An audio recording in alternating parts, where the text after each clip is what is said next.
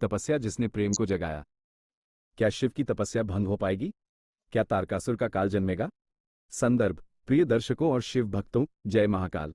जैसा कि आपने शिव महापुराण रुद्र संहिता युद्धखंड के भाग 1 और भाग 2 में जलंधर के उत्पात, वृंदा के त्याग और सुदर्शन चक्र के रहस्य को विस्तार से जाना, हमने देखा कि कैसे अधर्म के अंत के बाद भी सृष्टि पर असुरों का संकट बना रहा। आज हम इस महाकाव्य को आगे बढ़ाते हुए भाग 3 की कथा अध्याय 36 से 46 तक शुरू करने जा रहे हैं, जहां तारकासुर का उत्पात और त्रिपुरसुरों का अहंकार सृष्टि को विनाश की ओर ले जाता है। अब ब्रह्मा और विष्णु को शिव की तपस्या भंग करने का कठिन मार्ग अपनाना पड़ेगा, ताकि तारकासुर का काल यानी शिवपुत्र का जन्म हो सके। तो चलिए, बिना किसी देरी के शुरू करते हैं धर्म और न्याय की इस अद्भुत गाथा को। अध्याय 36, तारकासुर का उत्पात और देवताओं की चिंता। कथावाचक की शैली में कहानी। प्रिय श्रोताओं, जलंधर के अंत के बाद असुरों के राजत्व की कमान तारकासुर ने संभाली। उसने ब्रह्मा से यह वरदान प्राप्त कर लिया था कि उसका वध केवल भगवान शिव के पुत्र के हाथों ही होगा। इस वरदान के बल पर तारकासुर ने तीनों लोकों में भयंकर उत्पात मचाना शुरू कर दिया। देवताओं को स्पष्ट हो चुका था कि सृष्टि की रक्षा अब शिव और पार्वती के विवाह और शिवपुत्र के जन्म पर निर्भर करती है। लेकिन शिव उस समय गहन तपस्या में लीन थे। देवताओं में निराशा और भय का माहौल छा गया। जिज्ञासा भरा वाक्य: तारकासुर ने सबसे पहले किस देवता को पराजित करके उनके सिंहासन पर अधिकार किया? आप इसका जवाब कमेंट में जरूर दें। अध्याय 37, तारकासुर के पुत्रों तारकाश, कमलाक्ष और विद्युमाली की कथा। कथावाचक की शैली में कहानी। प्रिय श्रोताओं, तारकासुर की शक्ति को उसके 3 पुत्रों तारकाश, कमलाक्ष और विद्युमाली ने और बढ़ा दिया। इन तीनों ने घोर तपस्या करके ब्रह्मा से अद्वितीय वरदान प्राप्त किए। इन्होंने मिलकर त्रिपुर नामक एक अद्भुत उड़ता हुआ नगर बनाया, जो सोने, चांदी और लोहे से निर्मित था। ये तीनों भाई इसी त्रिपुर से बैठकर सृष्टि पर अत्याचार करते थे। तारकासुर और उसके इन 3 अजेय पुत्रों ने मिलकर देवताओं के जीवन को असहनीय बना दिया था। जिज्ञासा भरा वाक्य: इन तीनों असुरों द्वारा निर्मित त्रिपुर नगर का निर्माणकर्ता कौन था? आप इसका जवाब कमेंट में जरूर दें। अध्याय 38, इन तीनों का कठोर तप और ब्रह्मा से वरदान प्राप्त करना। कथावाचक की शैली में कहानी। प्रिय श्रोताओं, त्रिपुरसुरों का मुख्य वरदान उनके अहंकार का कारण बना। ब्रह्मा ने उन्हें यह वरदान दिया कि उनके तीनों नगर 1000 वर्ष बाद ही एक बिंदु पर मिलेंगे, और उस अल्प समय में जो व्यक्ति केवल एक बाण से तीनों को समाप्त कर सकेगा, वही उनका काल होगा। असुरों को लगा कि एक बाण से तीनों उड़ते हुए नगरों को भेदना असंभव है, और इस प्रकार उन्हें अमरता मिल गई है। ब्रह्मा जानते थे कि यह कठिन कार्य केवल महादेव ही कर सकते हैं, इसलिए उन्होंने यह वरदान स्वीकार किया। जिज्ञासा भरा वाक्य: ब्रह्मा ने वरदान देते समय असुरों को त्रिपुर की रक्षा के लिए किस नियम का पालन करने को कहा था? आप इसका जवाब कमेंट में जरूर दें। अध्याय 39, ब्रह्मा द्वारा त्रिपुर 3 नगर का वरदान। जो एक बाण से तीनों नगरों को भेद सकेगा, वही इन्हें मारेगा। कथावाचक की शैली में कहानी। प्रिय श्रोताओं, त्रिपुरसुरों को अमरता का यह अद्वितीय वरदान ब्रह्मा के मुख से मिला। देवताओं के लिए यह सबसे बड़ा संकट था, क्योंकि त्रिपुर के तीनों स्वामी एक बाण के भय से पूरी तरह मुक्त थे। ब्रह्मा ने यह वरदान इसलिए दिया ताकि असुरों का नाश स्वयं शिव के हाथों हो और सृष्टि में संतुलन बना रहे। इस प्रकार त्रिपुर तीनों लोकों के लिए एक चलते फिरते संकट का स्रोत बन गया। जिज्ञासा भरा वाक्य: त्रिपुर के तीनों नगर 1000 वर्ष बाद किस दिशा में एक बिंदु पर मिलते थे? आप इसका जवाब कमेंट में जरूर दें। अध्याय 40, त्रिपुरसुरों के गर्व का उपसंहार और देवताओं पर अत्याचार। कथावाचक की शैली में कहानी। प्रिय श्रोताओं, त्रिपुरसुरों का गर्व अब अपनी सीमा लांघ चुका था। त्रिपुर के स्वामी अहंकार से भरे थे और उन्होंने देवताओं पर अकल्पनीय अत्याचार शुरू कर दिए। वे देवताओं के यज्ञों को भंग करते, ऋषियों को परेशान करते और पवित्र स्थानों पर अधर्म फैलाते। देवराज इंद्र और अन्य सभी देवता पराजित होकर दुखी और छिपने पर विवश हो गए थे। स्वर्ग की संपदा पर त्रिपुरसुरों का अधिकार हो गया था, और देवलोक अब असुरों का राजधानी बन गया था। जिज्ञासा भरा वाक्य: त्रिपुरसुरों ने देवताओं पर अत्याचार करने के बाद ब्रह्मा को कौन सा अन्यायपूर्ण नियम मानने को कहा? आप इसका जवाब कमेंट में जरूर दें। अध्याय 41, देवताओं का शिव के पास जाकर तपस्या के वध की प्रार्थना करना। कथावाचक की शैली में कहानी। प्रिय श्रोताओं, तारकासुर और त्रिपुरसुरों के अत्याचारों से पीड़ित होकर सभी देवतागण ब्रह्मा और विष्णु के साथ कैलाश की ओर गए। वे शिव की गहन तपस्या स्थल के बाहर करुण प्रार्थना करने लगे। उन्होंने विनती की, हे महादेव, सृष्टि विनाश की ओर बढ़ रही है। केवल आप ही त्रिपुरसुरों को समाप्त कर सकते हैं। हमें ज्ञात है कि शिवपुत्र के बिना यह संभव नहीं, इसलिए हम आपसे विनम्रतापूर्वक आपकी तपस्या को तोड़कर विवाह करने की आज्ञा मांगते हैं। देवताओं की करुण पुकार सुनकर शिव का मन विचलित हुआ। जिज्ञासा भरा वाक्य: देवताओं ने शिव को प्रसन्न करने के लिए कैलाश पर किस पवित्र नदी का जल चढ़ाया? आप इसका जवाब कमेंट में जरूर दें। अध्याय 42, शिव द्वारा असुरों को छेड़ने के लिए मायावी पुरुष को भेजना। कथावाचक की शैली में कहानी। प्रिय श्रोताओं, शिव ने तुरंत विवाह के लिए हाँ नहीं की, लेकिन देवताओं को धैर्य देने और त्रिपुरसुरों के अहंकार को क्षणिक रूप से तोड़ने के लिए एक लीला रची। शिव ने अपनी माया से एक विचित्र मायावी पुरुष को उत्पन्न किया। ये पुरुष अजीब वेशभूषा में था। शिव ने उसे त्रिपुर जाकर असुरों के सामने शिव की निंदा करने का आदेश दिया। यह मायावी पुरुष त्रिपुर गया और असुरों के सामने शिव को अपशब्द कहने लगा। असुर इससे क्रोधित हुए और अहंकार में शिव का अपमान करने लगे। ये लीला शिव ने देवताओं में विश्वास जगाने के लिए की थी। जिज्ञासा भरा वाक्य मायावी पुरुष को देखकर त्रिपुरसुरों ने उसे क्या दंड देने का निर्णय लिया था? आप इसका जवाब कमेंट में जरूर दें। अध्याय 43 शिव द्वारा देवताओं को धैर्य और धर्म से नियुक्त करना। कथावाचक की शैली में कहानी। प्रिय श्रोताओं, मायावी पुरुष की लीला के बाद शिव ने देवताओं को पुनः तपस्या स्थल के बाहर उपदेश दिया। शिव ने शांत भाव से देवताओं को समझाया कि वह सृष्टि के कल्याण के प्रति अभिज्ञ हैं, लेकिन धर्म की स्थापना के लिए धैर्य और सही समय की मांग होती है। उन्होंने देवताओं को धर्म का पालन करते रहने और अधर्म के सामने भी विचलित न होने का उपदेश दिया। शिव ने विश्वास दिलाया कि असुरों के अत्याचार का अंत निश्चित है और उन्हें केवल सही समय की प्रतीक्षा करनी होगी। जिज्ञासा भरा वाक्य शिव ने देवताओं को धैर्य का महत्व समझाने के लिए किस प्राचीन घटना का उदाहरण दिया? आप इसका जवाब कमेंट में जरूर दें। अध्याय 44 मोहरूपी धर्म का त्यागना और उनका पुनः उत्पन्न करना। कथावाचक की शैली में कहानी। प्रिय श्रोताओं, यह अध्याय त्रिपुरसुरों के अंतिम विनाश का मार्ग बताता है। शिव ने देवताओं को समझाया कि त्रिपुरसुर धर्म का पालन केवल वरदान प्राप्त करने के लिए करते हैं, यह उनका मोहरूपी धर्म है। असुर सच्चे ज्ञान और भक्ति से दूर हैं, इसलिए उनका नाश निश्चित है। शिव ने देवताओं को उपदेश दिया कि वे सच्चे धर्म और ज्ञान को पुनः उत्पन्न करें। सच्चा धर्म ही मोहरूपी धर्म पर विजय प्राप्त कर सकता है। शिव ने देवताओं को धर्म के सूक्ष्म भेद को समझाया।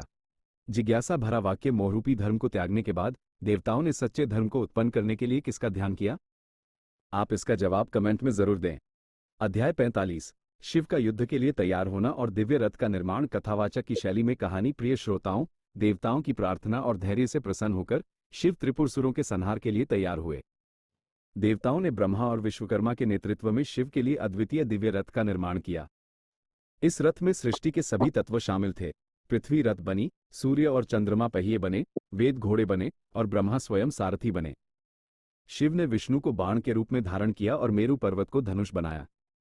इस प्रकार शिव सृष्टि की अंतिम शक्ति को धारण करके युद्ध के लिए प्रस्थान किया। जिज्ञासा भरा वाक्य शिव के धनुष के रूप में मेरु पर्वत को इस्तेमाल करने के लिए किस देवता ने सहयोग किया? आप इसका जवाब कमेंट में जरूर दें। अध्याय 46 ब्रह्मा विष्णु आदि का शिव के रथ के अंग बनना। कथावाचक की शैली में कहानी। प्रिय श्रोताओं, त्रिपुरसुरों के संहार के लिए बने दिव्य रथ में ब्रह्मा विष्णु और अन्य सभी देवताओं ने शिव की सहायता के लिए रथ के विभिन्न अंगों का स्वरूप लिया।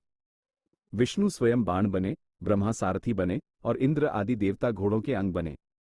शिव ने रथ पर विराजमान होकर यह सिद्ध किया कि वही सर्वोच्च ईश्वर हैं और अन्य सभी देवता उनके अंग मात्र हैं।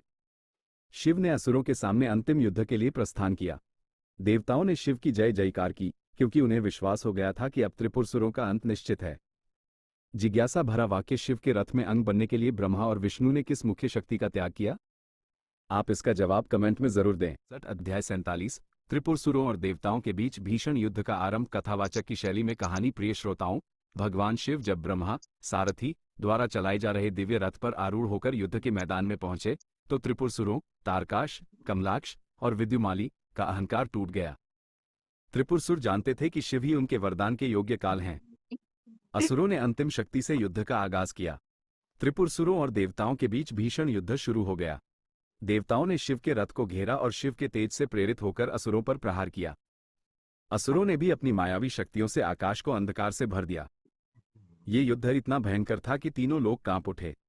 जिज्ञासा भरा वाक्य त्रिपुरसुरों ने युद्ध के आरंभ में देवताओं पर किस अत्यंत विषैले अस्त्र का प्रयोग किया?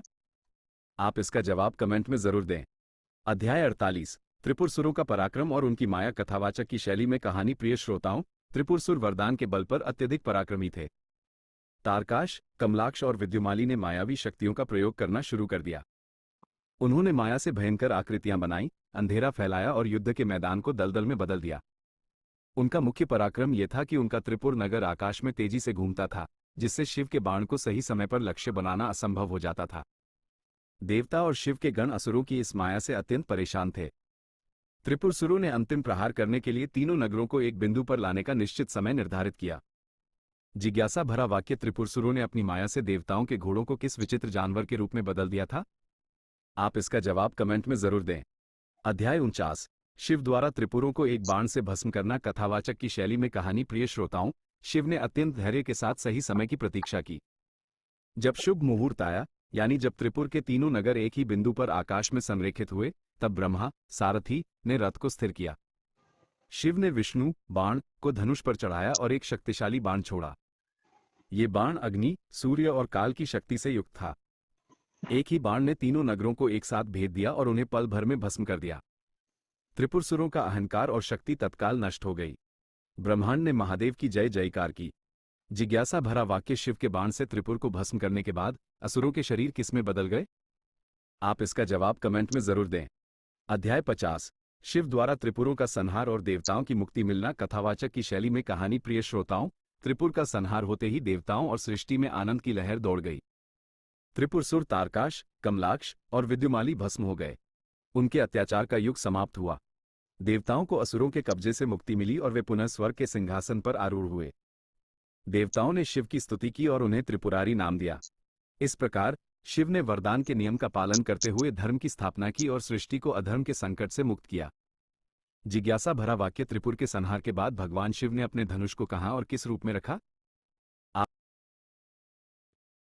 शिव ने देवताओं को सांत्वना दी। शिव ने देवताओं को प्रोत्साहित किया और उन्हें भविष्य में भी धर्म के मार्ग पर अडिग रहने का उपदेश दिया। शिव ने प्रसन्न होकर देवताओं को विभिन्न वरदान दिए, जिससे उनकी शक्ति और तेज पुनः स्थापित हो सके। शिव ने देवताओं को यह विश्वास दिलाया कि जब भी अधर्म बढ़ेगा, वो स्वयं या उनके अंश अधर्म का विनाश करेंगे। ये शिव का देवताओं के प्रति प्रेम और दया थी। जिज्ञासा भरा वाक्य। शिव ने देवताओं को सांत्वना देने के बाद देवराज इंद्र को कौन सा विशेष वरदान दिया? आप इसका जवाब कमेंट में जरूर दें। अध्याय 52। शिव की वीरता और पराक्रम का गुणगान। कथावाचक की शैली में कहानी। प्रिय श्रोताओं, त्रिपुरों के संहार के बाद देवताओं, ऋषियों और सिद्धों ने शिव की अद्वितीय वीरता और पराक्रम का गुणगान किया। देवताओं ने शिव की स्तुति में विभिन्न मंत्र और श्लोक कहे। उन्होंने शिव को महादेव, त्रिपुरारी, रुद्र और शंभु जैसे अनेक दिव्य नामों से पुकारा। पूरा ब्रह्मांड शिव की जय जयकार कर रहा था। ये गुणगान शिव की महिमा को स्थापित करता है, जो महायोगी होते हुए भी सृष्टि की रक्षा के लिए अत्याचारी असुरों का विनाश करते हैं। शिव ने प्रसन्न होकर सभी को आशीर्वाद दिया। जिज्ञासा भरा वाक्य। देवताओं ने शिव की स्तुति में किस विशेष वाद्य यंत्र का प्रयोग किया था? आप इसका जवाब कमेंट में जरूर दें। अध्याय 53। शिव पार्वती का कैलाश लौटना और सृष्टि में शांति स्थापित होना। कथावाचक की शैली में कहानी। प्रिय श्रोताओं, त्रिपुरों का संहार करने के बाद भगवान शिव अपनी पत्नी पार्वती के साथ कैलाश पर्वत पर लौटे। पार्वती के घोर तपस्या के बाद शिव ने उन्हें पत्नी के रूप में स्वीकार किया था। शिव और पार्वती के कैलाश पर लौटने से सृष्टि में पूर्ण शांति स्थापित हुई। देवताओं ने कैलाश पर फूलों की वर्षा की और शिव पार्वती के मिलन का उत्सव मनाया। शिव और पार्वती ने कैलाश पर आनंदपूर्वक निवास किया और सृष्टि को अपनी दिव्य शक्ति से संरक्षित किया। जिज्ञासा भरा वाक्य। शिव पार्वती के कैलाश लौटने पर पर्वतराज हिमवान ने उन्हें कौन सा विशेष उपहार भेंट किया? आप इसका जवाब कमेंट में जरूर दें। अध्याय 54। शिव महापुराण और विशेष रूप से युद्धखंड के वर्णन का महात्म्य। कथावाचक की शैली में कहानी। प्रिय श्रोताओं, यह अध्याय शिव महापुराण और विशेष रूप से इस युद्धखंड को पढ़ने या सुनने के महात्म्य, इंपॉर्टेंस का वर्णन करता है। शिव महापुराण शिव की महिमा, ज्ञान, धर्म और मोक्ष का भंडार है। इस युद्धखंड को पढ़ने या सुनने से व्यक्ति के मन से भय, शोक और दुख दूर होते हैं। ये खंड अधर्म पर धर्म की विजय का संदेश देता है और व्यक्ति को साहस और धैर्य प्रदान करता है। जो भक्त नियमित रूप से इस खंड का पाठ करते हैं, उन्हें शिव की विशेष कृपा प्राप्त होती है। जिज्ञासा भरा वाक्य। इस युद्धखंड को सुनने मात्र से भक्त को कौन सा विशेष पुण्य प्राप्त होता है? आप इसका जवाब कमेंट में जरूर दें। अध्याय 55। शिव और शक्ति की एकता का पुनर्वर्णन। कथावाचक की शैली में कहानी। प्रिय श्रोताओं, यह अध्याय शिव, पुरुष और शक्ति, प्रकृति की अद्वैत एकता को पुनः स्थापित करता है। शिव और पार्वती का विवाह केवल विवाह नहीं, बल्कि सृष्टि की उत्पत्ति और संतुलन का आधार है। शिव चेतना है और शक्ति क्रिया है। शक्ति के बिना शिव निष्क्रिय है और शिव के बिना शक्ति दिशाहीन है। शिव पार्वती का यह मिलन सृष्टि को शक्ति और चेतना प्रदान करता है। भक्तों को यह समझना चाहिए कि शिव और शक्ति एक ही ईश्वर के दो पहलू हैं। जिज्ञासा भरा वाक्य। शिव और शक्ति की एकता को किस प्राचीन दार्शनिक नाम से जाना जाता है? आप इसका जवाब कमेंट में जरूर दें। अध्याय 56। धर्म और ज्ञान के महत्व का उपदेश। कथावाचक की शैली में कहानी। प्रिय श्रोताओं, यह अंतिम उपदेशात्मक अध्याय धर्म और ज्ञान के महत्व को पुनः स्थापित करता है। शिव ने देवताओं और ऋषियों को उपदेश दिया कि सृष्टि में ज्ञान से श्रेष्ठ कुछ नहीं है। सच्चा ज्ञान ही अज्ञान और अधर्म को दूर कर सकता है। ज्ञान के साथ धर्म का पालन करना अनिवार्य है।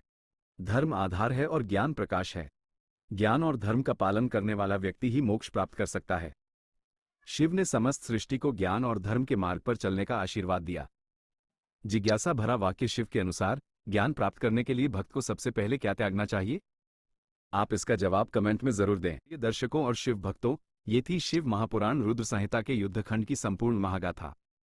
हमने तारकासुर के जन्म से लेकर त्रिपुरसुरों के अहंकार और महादेव द्वारा उनके संहार तक के प्रत्येक पवित्र क्षण को गहनता से जाना। हमने देखा कि कैसे शिव का वैराग्य और पार्वती का अटूट प्रेम सृष्टि के कल्याण के लिए आवश्यक था। आप हमें कमेंट बॉक्स में लिखकर जरूर बताएं कि आपको शिव महापुराण का ये युद्धखंड कैसा लगा। आपसे हमारी विनम्र प्रार्थना है, अगर आपको ये पुण्य कथा सुनकर आनंद और ज्ञान की प्राप्ति हुई हो तो कृपा करके हमारे चैनल को लाइक और सब्सक्राइब जरूर करें। बेल आइकॉन दबाना न भूलें ताकि आपको हमारी आगामी कथाओं के नोटिफिकेशन मिलते रहें। आप हमें कमेंट में ये भी बताएं कि आपको और किस प्रकार की पौराणिक कथाएं या धार्मिक विषय पसंद हैं, ताकि हम आपके लिए वैसे ही ज्ञानवर्धक वीडियो ला सकें।